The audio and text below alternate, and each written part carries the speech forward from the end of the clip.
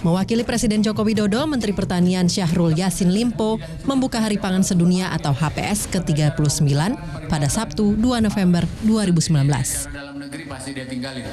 Pembukaan digelar di pelataran XMTQ, Desa Puudambu, Kecamatan Angata, Kabupaten Konawe Selatan, Kendari, Sulawesi Tenggara. Acara ini turut dihadiri Gubernur Sulawesi Tenggara, Ali Mazi, serta perwakilan Duta Besar Negara Sahabat, juga perwakilan dari 34 provinsi se-Indonesia. Untuk Hari Pangan Sedunia Internasional bertema Our Action, Our Future, Healthy Diets for Zero Hunger World.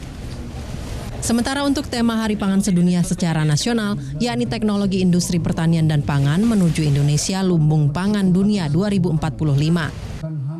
Tema ini sejalan dengan target pemerintah yang memberikan perhatian khusus terhadap pembangunan sektor pertanian.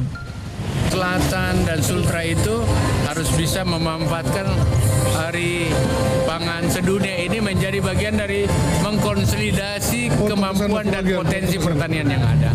Kita berharap semua sekarang perhatian pertanian itu bisa dilakukan sehingga baik pertanian hortikultura, kesediaan pangan, termasuk perkebunan dan peternakan itu bisa dilakukan. Lebih khusus adalah memberi contoh kepada rakyat bagaimana memanfaatkan family farming. Pada pelaksanaan Hari Pangan Sedunia ke-39 ini, Menteri Pertanian Syahrul Yassin Limpo melakukan panen raya kakao serta memberikan bantuan kepada petani, yakni berupa bibit kakao, peralatan pengolah kakao, serta pemberian benih, buah-buahan, dan sayuran. Melalui Hari Pangan Sedunia diharapkan sektor pertanian semakin berkelanjutan juga ramah lingkungan demi pemenuhan lumbung pangan dunia 2045. Silvian Sakia, Kompas TV, Konawe Selatan, Sulawesi Tenggara.